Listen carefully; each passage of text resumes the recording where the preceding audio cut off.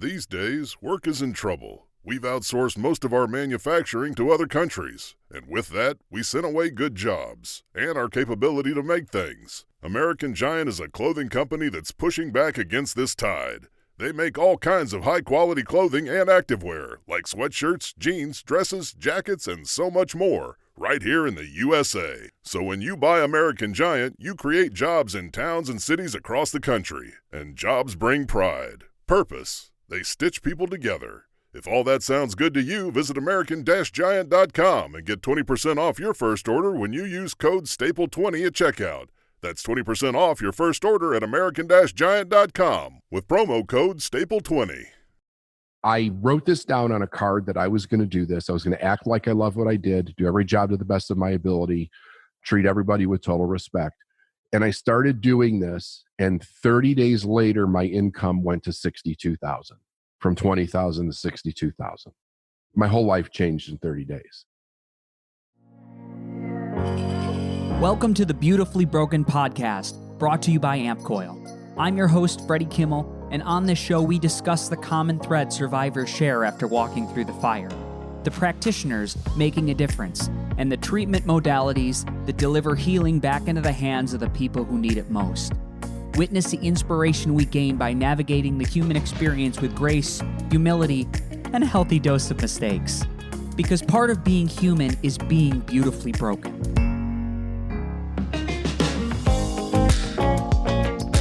Ladies and gentlemen, welcome to the Beautifully Broken podcast. We have an incredible guest here today. We have David Neagle. David, welcome to the show.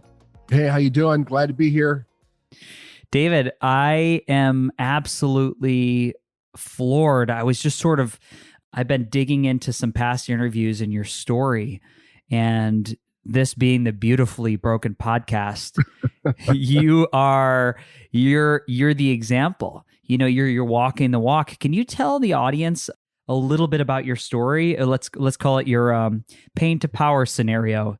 Sure. So I think that if we go back to my childhood, it was a pretty crazy childhood.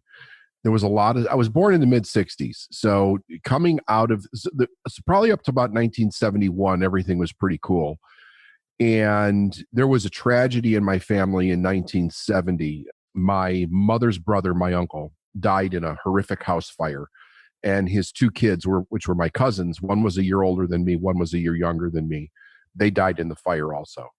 And I don't think anybody in my family was emotionally prepared to deal with that tragedy. So these two kids, they were my playmates from birth till, 4 or 5 years old. So, everything was great and then everything was not great. And it progressively got worse as time went on. So like at 13, my parents got divorced. We had moved around a tremendous amount. I was born and raised in Chicago. In 76, we moved to Phoenix. Parents got divorced, moved back to Chicago in 79. And then my mom disappeared for 3 years. So from about 13 to 16 and a half or so, I was pretty much on my own, going through high school, which was a total disaster, trying to help my brother, who was 4 years younger than me. Like I said, my mom wasn't around. My dad was pretty much in Arizona at the time. So he was there by phone, but he wasn't there in guidance type of a scenario.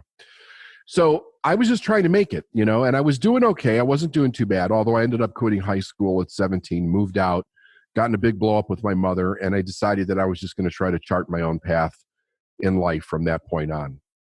And I was making some bad mistakes, like not bad, like you end up in jail or prison, you kill anybody, that type of a mistake, but mistakes where I did not know what priorities to put first. So I got married. I had a couple of kids. I had no education. I had basically no skill sets. I was driving a forklift on a dock, overspending, under-earning, and not, filed bankruptcy, had to leave our apartment in the middle of the night because we couldn't pay our bills. Every time I would seem to get some kind of a leg up, it was like somebody kicked a stool out from under me and I'm back down again. This is just going on for a long time and I can't figure out how to get out of it. So I had a couple of very interesting things happen, probably in close succession to each other. One was that right after my son was born he was born in June of 89, and this was in September of 89. My wife and I went out on a boat with my mother, my stepfather, my aunt, and my uncle on the Illinois River. And I was supposed to water ski that day, and I got separated from the boat, and I got sucked through a dam. And I was one of only 2 people that ever survived going through it as of September of '89. But it was a bad accident. Like, I had broke my back. I was beaten up pretty bad. I came very close to drowning. And after that accident happened, I remember thinking to myself, there's a reason that I survived this. And part of the reason that I was thinking that was because when I was in the emergency room at the hospital, they had the Army Corps of Engineers who ran that dam. They had the Ottawa River Rescue. They had the state police. They had the local sheriff. They had the conservation department. They were all in the emergency room, and they all kept asking me the same question: how did I survive going through? And I thought it was the most ridiculous question ever, because it wasn't like there was some technique. I was lucky I had a life vest on. I was lucky the gate was open on the dam and I didn't get stuck inside. I was lucky that I managed to grab onto a tree branch off of an island, and it's smart enough to buckle my vest to it so that I didn't get swept away in the current again. And that's where they found me. That's where they found me, hanging from this tree branch. So they kept asking me, how did you survive? How did you survive? You don't know how lucky you are. Somebody's watching over you. Somebody up there likes you. Don't waste this. You don't get another chance like this in life. All the cliche stuff that people hear when they survive something, that people chalk it up to luck. So I started believing in what they were telling me to some degree. And I was thinking, yeah, there must be some reason why I survived this. Why am I only one of 2 people that went through this and lived? The other guy that went through it's a paraplegic. They told me a story about the year before. There were 2 guys on a motorboat on the river fishing. The boat went out. The little motor went out on their boat. They got stuck in the current, sucked the whole boat into the dam, sucked the guys into the dam. They sent 3 firefighters down with scuba gear to try to get the guys out of the dam. All 5 died. So it was just one horrific story after another. And I'm like, okay, so there must be a reason that I survived this. So I get healed. I go back to work. I'm back on the forklift. I'm back on the dock again. And life's just getting worse. It's not getting any better. I'm waiting for, like Moses to part the sea and something to actually happen here. And nothing's happening. And it's progressively getting worse. And I remember distinctively, this was a Tuesday night in February. I go into work because I worked the night shift. I go into work. I got disciplined the day before. I got called in the office immediately when I walked in the door. I got disciplined again. I got in a screaming match with my boss. And it wasn't his fault. Like, I was just doing shitty work. That's what it was. I had a terrible attitude. I didn't care about my work.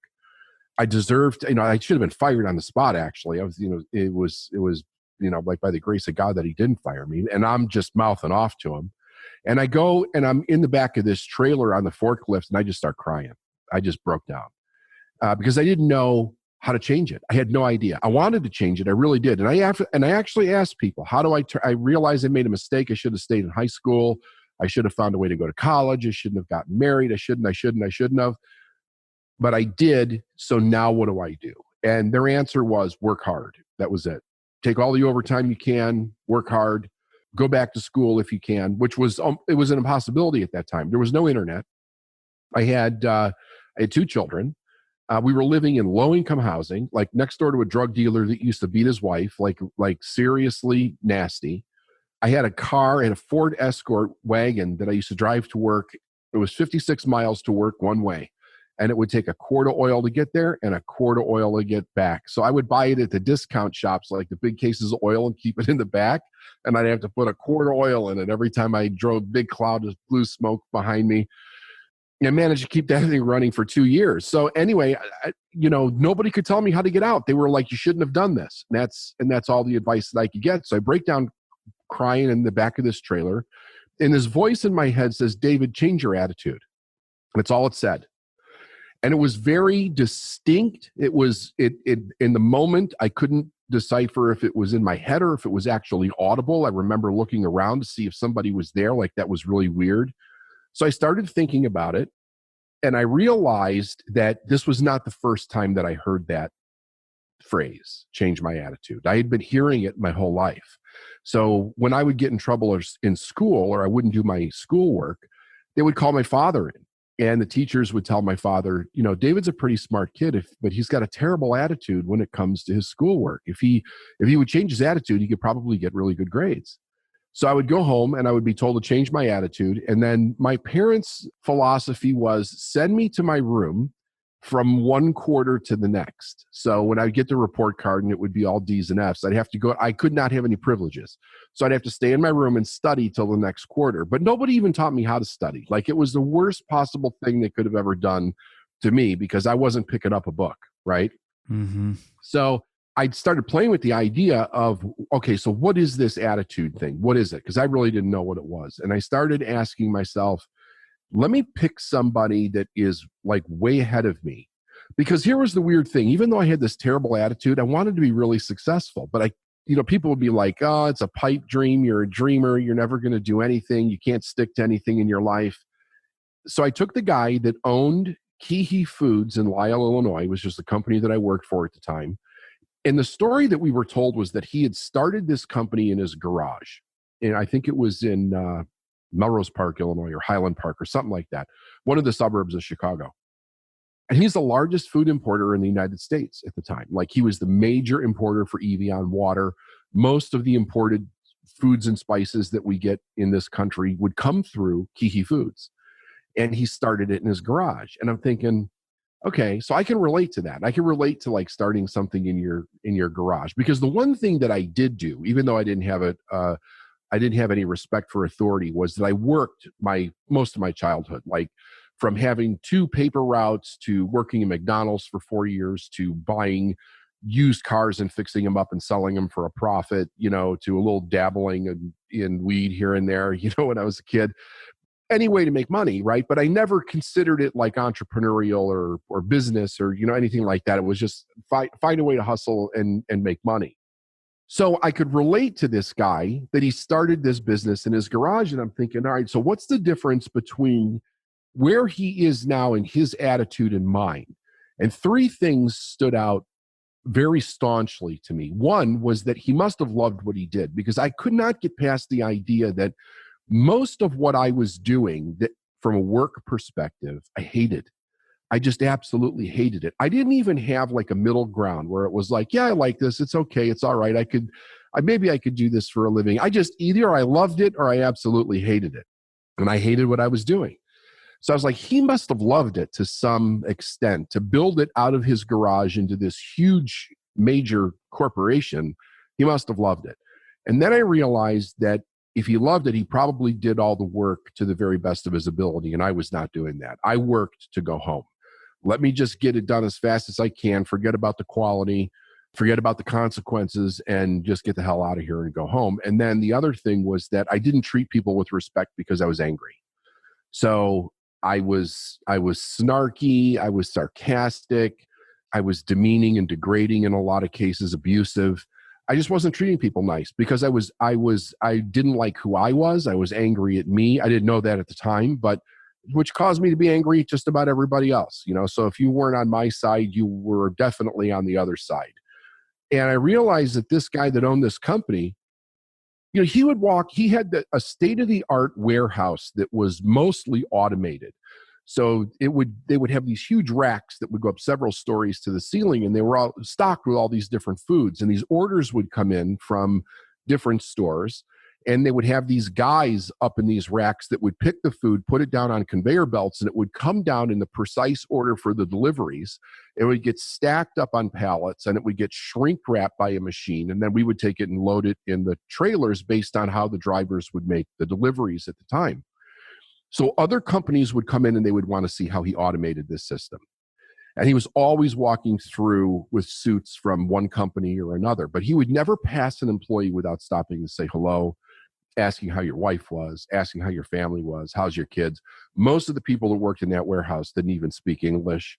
And it impressed me that because I grew up kind of hearing that the boss, the owner of the company, the rich people, the man, whatever you want to call it, had no respect for the working man.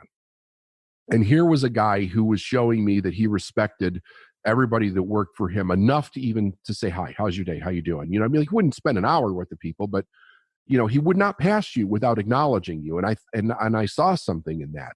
So I said, I'm going to change these 3 things inside myself, and I'm going to try it for a year, and I'm going to see if anything at all happens, like if there's any difference whatsoever, because I couldn't figure out, how do I go from 20,000 a year to 40,000 a year without nickel and dime raises? That's going to take me 30 years to get there. And I didn't know how to do it. And I didn't have the time or the money to go back to school. So I wrote this down on a card that I was going to do this. I was going to act like I love what I did, do every job to the best of my ability, treat everybody with total respect. And I started doing this. And 30 days later, my income went to 62,000 a year, from 20,000 to 62,000. My whole life changed in 30 days. And even though I could not directly relate it to the change in the attitude at the time, I knew it had something to do with it, but I didn't know what. So I decided from that point on that I was going to find out how that played a role in this significant change. And what I did was, I knew that those 3 things were making a difference. So I stuck to those 3 things. And that kind of gave me this encouragement to really apply myself, probably for the first time in my life, apply myself more than anybody could ever ask for me. I would ask more of myself. So I would do things like, I would be an hour and a half early for work, because I switched companies. I went to work for a petroleum company that was 100 miles away from my house. And I would leave 3 hours before I started work. So I was there an hour and a half before I started if the traffic was good. And they'd be like, what the hell are you doing here? I'm like, I don't want to be late. They're like, but you got an hour and a half. I'm like, but I live 100 miles away. And like, anything could happen that would cause me to be half an hour late or 60 minutes late, because it's all highways here. And it's Chicago, right? So it's snowstorms. It's like the whole deal. So I was never late in 7 years. And I went from a truck driver in that company to being in charge of expanding that company across the country before I left and started my own business. And really the only 3 things that I ever changed and stuck to was those 3 things: act like I love what I did, do every job to the best of my ability, and treat everybody with total respect. And it caused me to just advance. And it never went backwards. Like it never turned around. Now, I learned a lot of things along the way to add to it, but I found out that changing those things, number one, what it did was it allowed me to see opportunity that I couldn't see before, because my mind was so clouded with anger and hate and self-pity that I couldn't see beyond my own misery to actually see an opportunity in anything. And the opportunity was around me to change that, to change my income the whole time, the whole 2 years that I worked for that company. But I couldn't see it. So in 30 days, it allowed me to see it. It allowed me to take advantage of it. And then one thing led to another, and I spent 7 years studying. And then out of that 7 years, I helped a lot of people, and I decided I was going to start my own business, coaching, consulting, and speaking, and being an author and all that. That was 21 years ago. David, that's incredible. Oh my God, I made so many notes. I want to go back just if I could for a second to, you've developed sort of this tribe of mentors that you found internally. Your guides, your examples, you had your boss at work who was your pillar. You were looking to him. Who else were your good guides that you really found valuable information in? There were a few along the way. So I would say that the first one that kind of gave, because if you were, this is, so like I said, this is before the internet. So I had to go to a library to find books, or I had to go to a bookstore to find books. I didn't know that there was a self-help section. I didn't know there were self-improvement books. I had no idea. So it was I started off picking up biographies of people. Like, let me read about these people that were successful and see if I can put it together. Like, what is it that's causing this? And then I came home one night in the middle of the night and I saw a Tony Robbins commercial for his personal power tapes. This is back probably around 1992, 91. No, we had the personal power tapes in my dad's truck. Do you really? So I know that. I know the set. Yeah. Yeah. So that was when he first came out with those. He would do the infomercial with Fran Tarkenton. He was talking about everything that I was looking for. And if I remember right, it was like $160 for those tapes. Like three easy payments, but a total of $160. It took me 3 nights of coming home and watching that infomercial before I had the guts to get up and actually pull the trigger and buy them. But I bought them and I listened to them religiously, constantly listened to them. I turned my car into an audio library, right? I got all the music out of my car. And for the hour and a half to work every day and back, so it's 3 hours a day, I just listened to books on tape, seminars on tape, anything that a guy could get on tape. I turned that into a library to study. And I was militant about it. So for 7 years, I didn't really, like, I was married, I was raising kids. I would do things with my wife and my kids, but for myself, I stopped doing like things that were hobbies of mine. Like I stopped fishing. I stopped going to movies. I didn't watch television at night. It was just constantly reading and pouring through material to try to put the pieces together. So Tony Robbins was one of the first ones. And then I went to one of his events, which was a total culture shock for me, because I remember the first day being there, and there's all these people jumping around and it's crazy and everything. And I had two experiences simultaneously. One was like, I got to get the hell out of here. I don't belong here. These are not my people. And the other one was, this is the exact people that I've been looking for, because I've never seen so many positive, driven, dreaming people in my entire life. I didn't know this many of them actually existed, let alone to be in one place at the same time. It developed such a curiosity that there was this other world that I didn't know that existed, that I just had to keep moving in that direction and find out everything that I could about it. So I had a mentor that took me under his wing a little bit. His name was Tom Bellino, and he was the guy that talked the bosses at my job into promoting me from a truck driver into management. And he was really on my side. And he was a big manager for United Parcel Service, and then he kind of retired from there, and he did this, I don't know, like as a second gig in life or something, that he came to work for this petroleum company that I was working for. He saw a lot of potential in me, and I was the first person that they ever hired from truck driver into management, because the company was owned by a very large Irish family, and they were very tight. And so everything pretty much from a management perspective stayed within that family. They had never brought anybody up out of a driver, and they were union drivers in Chicago. So it was not really something that was done very much to begin with. Usually if a driver moved up in rank, it was into the union. It was actually into the union, not into management of the company. So I managed to cross over, and then I just kept going up and up and up through the ranks within that company. So he was a mentor of mine for quite a few years. And then around 1996, I met Bob Proctor.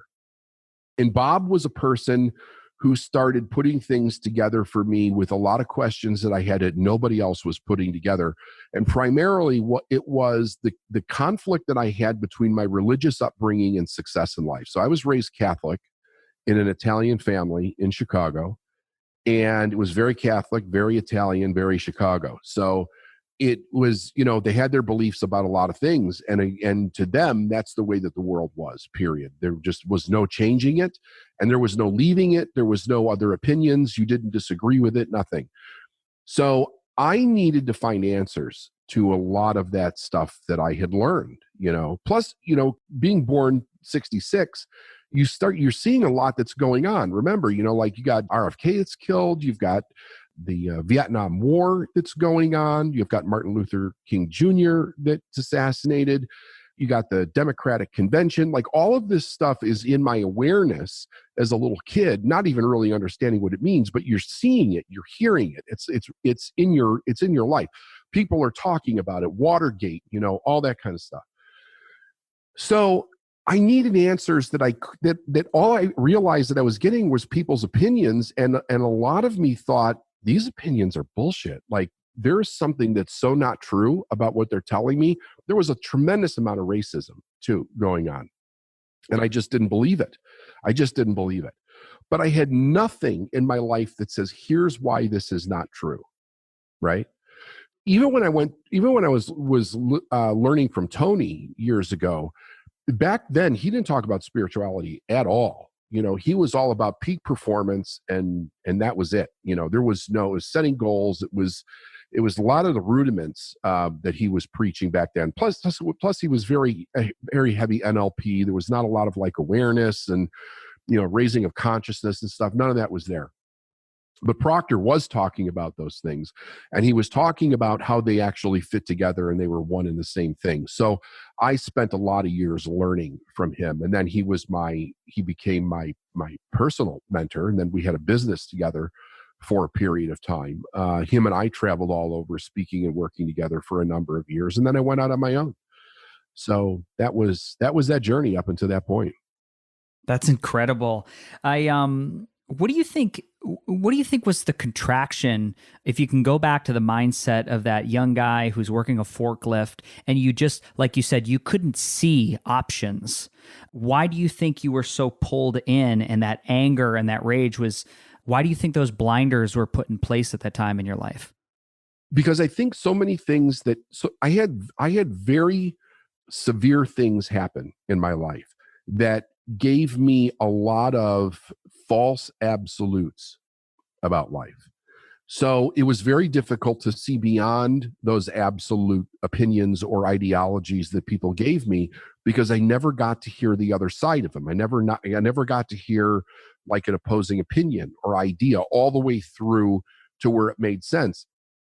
I remember when I was a kid, if somebody had an opposing opinion or an argument, I mean, they were ridiculed and berated to the point where they were made to look like a total idiot, right? So you never really got to hear it. And it was like this weird thing inside of me that said, there is another truth here. You're just not hearing what it is. Because you would hear bits and pieces, whether, like, here's a for instance.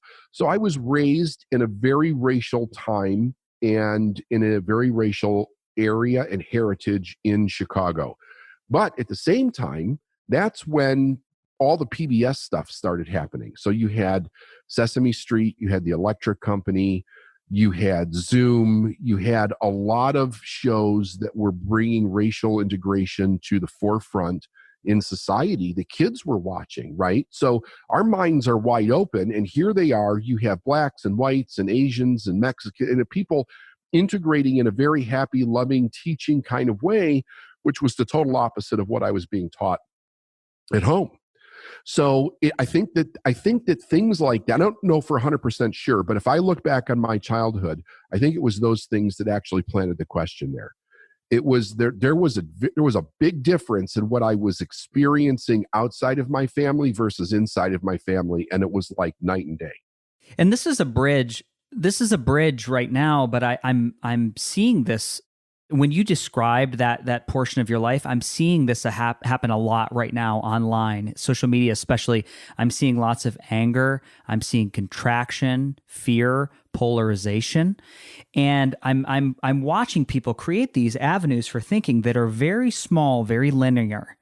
And when you say you have mentors in your life that allowed you to bring in the spiritual, the consciousness, the idea that we are all in this together, and that was a part of your shift, and look at the area of access that it opened up for you.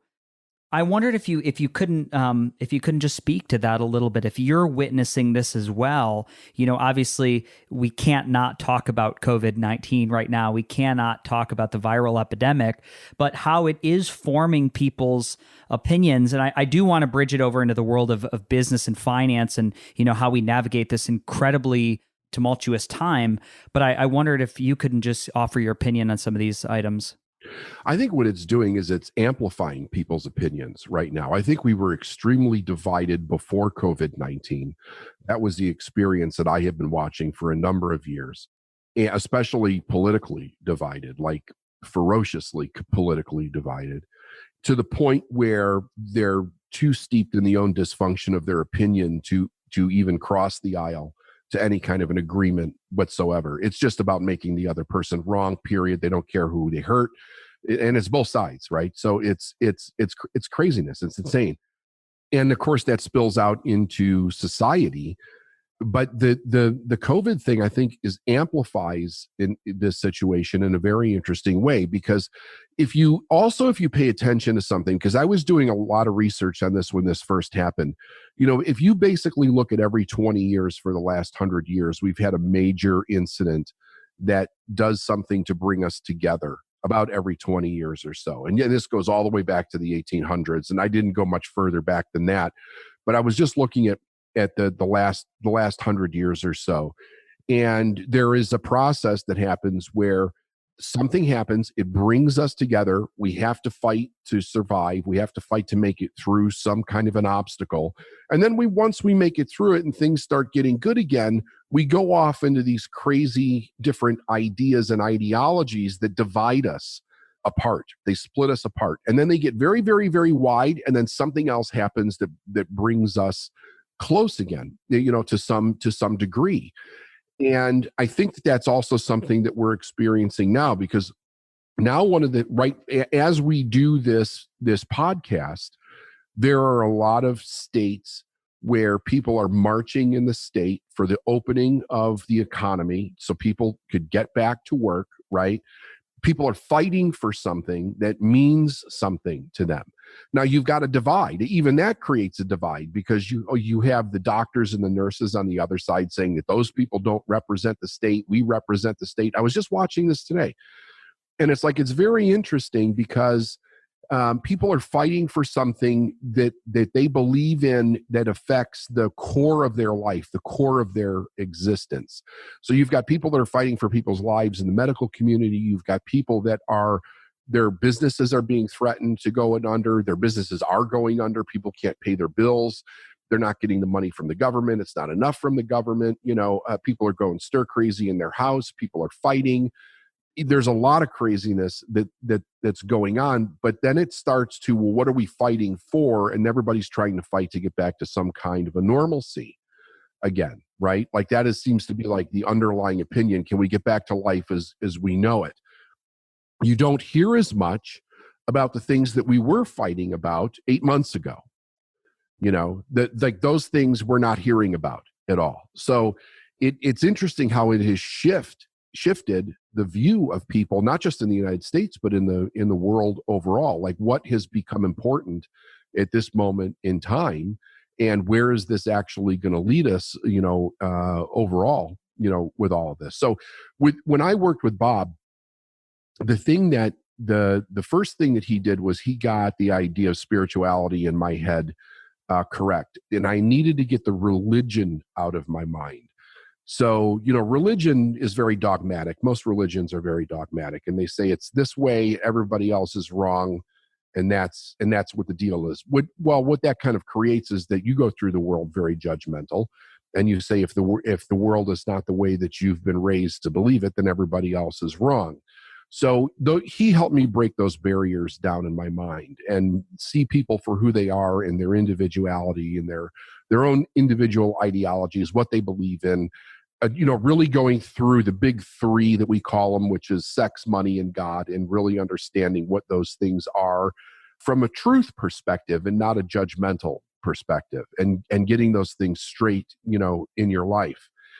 And as I began to really understand the way that I think that things are in the world, it made a lot more sense, and the world and everything became more easy. Like earning money became easy. I became a millionaire very quickly. That's never gone backwards, it's just kept getting better. And I remember when, there's this statement that you hear people say sometime when they were in poverty, they were like, the poverty was unmovable, right? And I remember when it was like that in my life, like it would not budge. It didn't matter how hard you worked, it would not budge. But once the awareness around that changed, then it not only did it not budge, it just vanished. It was gone. Like poverty's been a thing of the past for me for 25 years now. It's not there.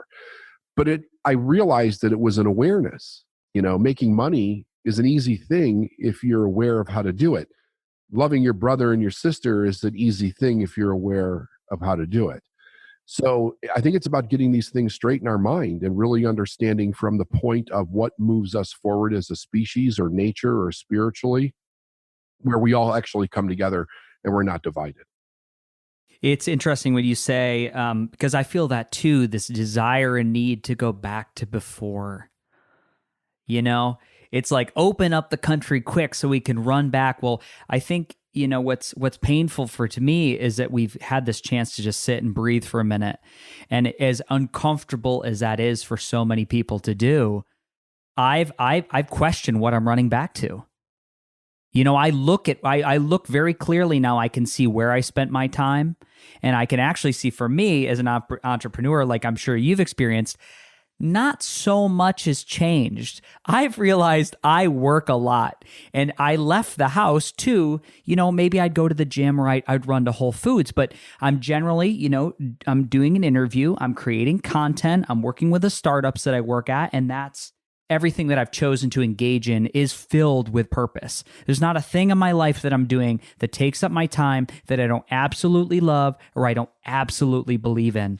And what I've seen is that it's very uncomfortable to be sat down in your home for 30, 60, 90 days and to not have that experience with what you're spending your time on. So we're getting this civil unrest. I wonder, as a coach, so you must be working with some very high-level elite people, probably across the board. How are you coaching people through this situation where there is this incredible level of uncertainty? Where do you direct people? Well, it's interesting that you talked about everything that you're doing in your life is very much on purpose and what it is that you believe in, because I think that most of the people that I know that are my peers are exactly the same way. They know what they're doing. This may have changed something for a period of time or changed how we're doing it for a period of time, but it has not taken their eye off the ball for what it is that they're here to accomplish. Just that they've had to make some adjustments, along the way. However, there's other people that I would say they have not mastered their purpose in life. They're still working toward it in a way. And when I talk to them, they're having a very different experience. The experience is more of a victimized experience. Not to say that they really have a victim mentality, but the changes that are being made, they don't know how to overcome them. They don't know how to adjust to them. They don't know how to pivot with them. They're very stuck in not being able to see opportunity. So their mind defaults to, I need to get back to the way that it was, instead of trying to find a way around, through, or over whatever the obstacle or challenge that the virus thing has created for individuals. And when you talk to them about it, there's almost an obstinance to, I just need to get back. I just needed to get back to the way that it was. And it's like, well, what if it doesn't? What if this goes on for a long time, right? Like, this isn't going to get better tomorrow. So you have to move into some kind of acceptance and start to see your way through what it is that you have. But if they won't let go of that idea, they become very much stuck, just like I was on the forklift. They can't see anything. They are stuck right exactly where they are. And then they default to anger. They get very angry and very bitter. And that's where you have people and their families fighting with each other. And, it just starts to get pretty ugly from there. And then I will say this, there are people that I've talked to that are kind of in the middle, and they've been open to the idea of, what is this going to bring to me? Like, what awareness am I going to gain out of this? What do I need to pay attention to see about myself in this situation, or see about others in this situation? And there's a lot of interesting things, a lot of interesting conclusions people are coming to in their life. But I do think that it's going to be fascinating to see, because I think the longer that it goes, the more difficult it becomes to run back to the way things were, because there will be permanent change that happens out of it. But the other thing is, I think what's unfortunate is for the people that won't adapt, they just become victims to themselves in this situation. It's not that there's not a way out. There's plenty of people that are out there right now looking to help other people. If you want help, they will find a way to help you, to guide you, to do whatever. But you have to want to move out of that situation yourself. I couldn't agree more. The other thing that I made a couple notes here. It's funny when you were talking about all the things that you did as a kid to make your way through, that you were an entrepreneur before you realized you were an entrepreneur. Side it took money, me a while to figure that out. Selling a little weed. I had a flashback to when I was like, I did that. I was like, I made some fake IDs in college at one point. I had my scanner out and had my little razor cutter, all these things. But yes, very much in alignment. So we find ourselves in this unique time again. What do you think? Do you have any techniques or advice for people who may be looking to cultivate that seed that is inherently there within all of us to be creative, to find a way through?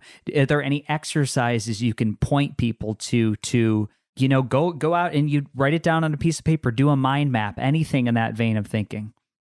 The first thing that I'm having people do is to identify things in their life that they can easily be grateful for.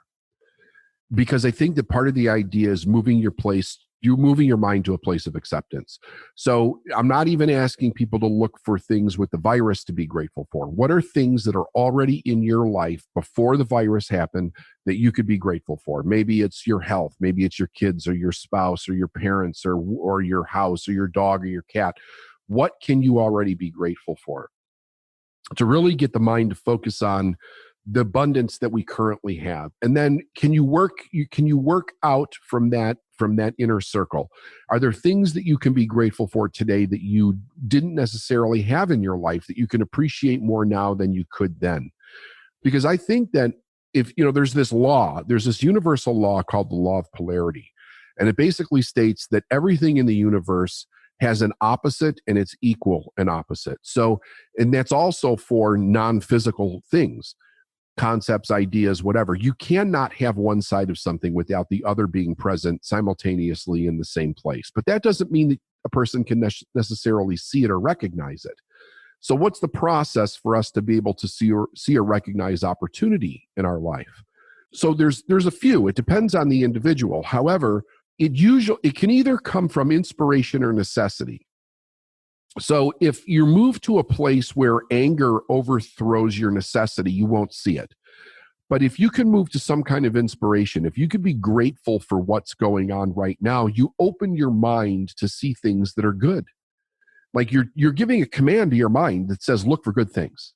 Look for good things. So even though yesterday you might be angry that you were stuck in the house now for 45 days or whatever it's been, you might start to see something good about it that you didn't see yesterday if you start practicing gratitude right now. And I've been doing free calls for the general public on this since this started.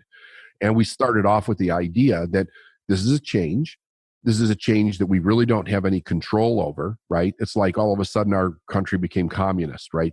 The things that we choose in our life, a lot of them have been removed temporarily. So it's like we put our life on pause, but it doesn't take away our ability to choose.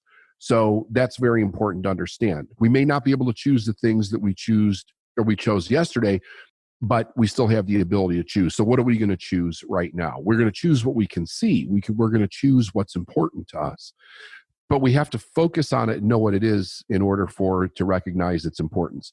So if we start off with gratitude, we can start with our inner circle. We can move out and we could start to see things about this that we can be grateful for that we weren't grateful for before or that we didn't notice before. When we see that, that's what allows us to then see the opportunity in the things that are all around us. I was talking to somebody and I said, can you imagine if this happened 30 years ago, 40 years ago when we didn't have the internet? They talk about a disaster, right? I mean, it would have been a real, much more difficult without the internet. We have a vision into the world here with the internet, with the phone, being able to do Zoom and chat rooms and stuff like that. We can navigate through this much differently than we could have at any other time in history. That's something to be tremendously grateful for, that we can do that, because it means a lot of people can still adapt their business to this current situation if they're really thinking about it. So that's where I start. That's where I'm starting with people. And we have had literally thousands of messages come from those calls of people saying, thank you, that it totally changed their mind around. They say it saved them. They found opportunities in their business. They found opportunities to make money. They found opportunities to help other people. Yeah, it's funny. You always want it to be some like, oh, here's what you're going to do, Freddie. You're going to follow the treasure map to your $1 million. And it's like something simple like gratitude. And it is amazing. The last 2 days I've started off because I'm generally a pretty high vibe, positive person. Energy is really, really good. And going through metastatic cancer, for me, it's like, I like coffee. Like if I can pour a cup of coffee in the morning and walk to go get it, I'm good. I'm like, this is an amazing day. Or like, yesterday, the flowers are starting to spring in the yard and like the smell of a lilac, it's heaven. It's heaven in the moment to moment, breath to breath. So I think when you go through something of that nature, you do have the ability to sit and be present and to experience joy in the moment to moment. But last week for me was a beast. The collective, it was a beast. I just felt, I was like, wow, I am really, for the first time in a long time, feeling the depression, the weight of just the stagnancy of, not being able to go to the gym, my one outlet, or not being able to go sit in a coffee shop. And I started to just do a simple I am meditation. And I've got like 30 phrases, I am love, I am loving kindness, I am open to experience, I am head up, I am eyes forward, I can see my neighbor, whatever. And it's shocking. The vocal cues, it could be your 5 minutes in the shower where you're reminded of when you see those high vibe things come into your life. You're like, I'm aware, I'm open, I'm looking for the good in life. I'm looking for the helpers, like Mr. Rogers used to say in these horrible situations. We look for the helpers. But it's always shocking to me how simple it can be just to just move that energetic vibration where you can at least come to a place of taking action. Yeah, 100%. I totally agree with you.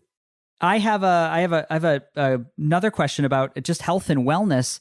How are you advising your own family to mind and navigate this COVID-19 situation? What precautions are you guys taking, or what are you doing to make sure you feel good and safe?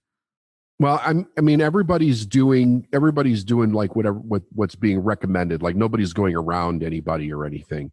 I'm like, all my children are grown and they don't live at home anymore, and I'm not married, so I'm just here all by myself. But my team, we're not in the office right now, so our office is closed, but everybody's working from home, and everybody's they're exercising, they're trying to eat and drink as clean as possible. They're having conversation. We're going around every week and we're talking to everybody. What do you need? How you doing?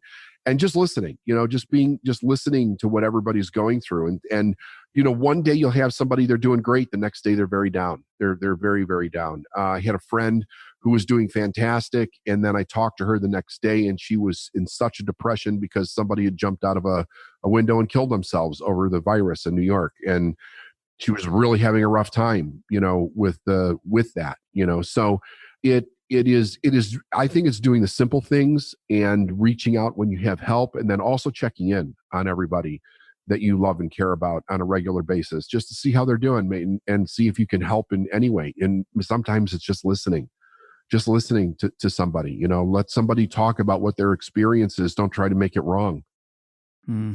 Beautiful. David, I want to ask you a couple more questions before we go. Beautifully Broken podcast. What does it mean to you to be beautifully broken on this journey of life?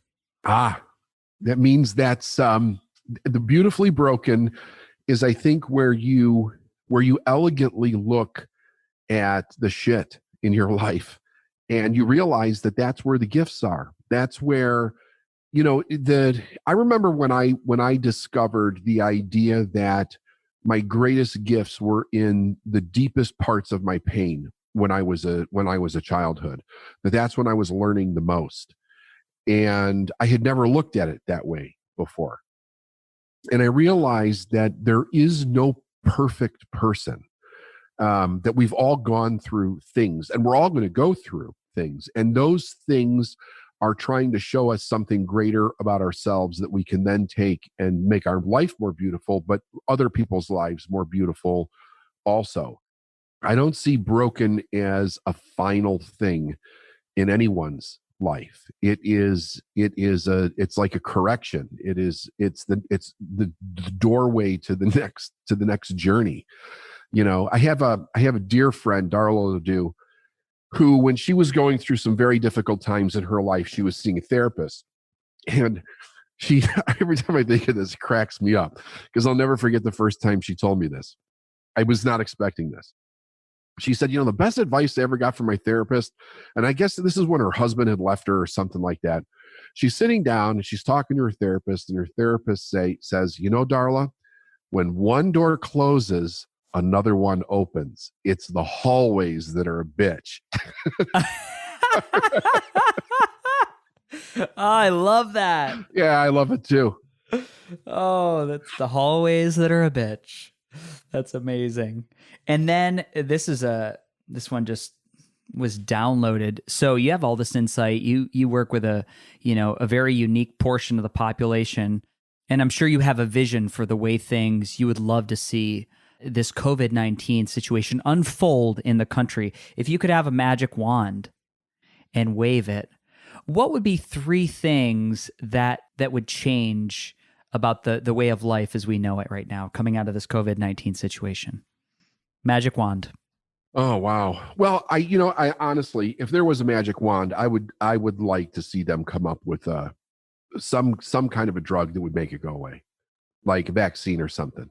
I would actually like to see that. But I think so that would be one thing, because even though I do understand like the spiritual essence behind suffering and going through difficulty and what that means for people. And of course, everybody has a choice on how they see it. It's still difficult to see the world in such turmoil over one thing. But if I had a wand, I would also love for everybody to be able to see that that no matter who we are, what we are, how much money we have or don't have, we're all in the same situation. Like, this has been a great leveler for everybody because it doesn't discriminate, right? It is what it is, and it doesn't matter where you are or who you are. You have the ability to be affected. You will be affected by it in one way or another. And that the other thing would be that people would just stop judging each other, and they would love each other and give people the space to just be human beings and stop, condemning everybody to death over an opinion that isn't agreed with. I couldn't agree more. David, it's been an absolute pleasure to have you on the podcast and to hear your story. Your story is beautiful. It's so inspiring. If people want to connect with you, or they want to learn more about your coaching program, if they want to learn more about maybe possibly listening to some of your content online or possibly an event in the future, where should people go? Well, they can always go to the Successful Mind podcast, which is my personal podcast. It's totally free. They can go listen to it on any of the podcast platforms. It's there, or davidneagle.com. And everything that they would want to know about me or what we do or how to get in touch with us is at that website, davidneagle.com. Thank you, sir. I really appreciate you being on the show and giving us an hour of your time. Namaste. Same. Thank you very much. It's been an honor to be here. Thank you. Ladies and gentlemen, you made it to the end of the podcast. Now, in a world where the average attention span is less than 10 seconds, we just spent almost an hour together. And I think this is the beginning of something really beautiful. Now, one way to support the podcast is to head over to freddysetgo.com and check out my newly launched page, Freddy's Faves, where I've linked every 5-star product and healing modality you hear about on the show. Most offer significant discounts by clicking the link. And please know, it doesn't cost you anything extra, and at the same time, they support the show through affiliation. So check out Freddy's Faves on freddysetgo.com. This episode of the Beautifully Broken podcast was brought to you by our sponsor, AmpCoil, upgrading the vibrations of hearts, minds, and bodies all over the world. Thank you for tuning in. If you enjoyed today's show, head over to iTunes and leave a 5-star review. Grabbing a download is like giving this virtual thumbs up that we're doing it right. And if you want to connect with me, shoot me a message on Instagram at freddysetgo.com or at freddysetgo. That's all for today. Our closing. The world is hurting. We need you at your very best. So take the steps today to always be upgrading, whatever it takes to move the needle. Remember, while life is pain, putting those fractured pieces back together is a beautiful process. I'm your host. I love you. Namaste. Have a wonderful day.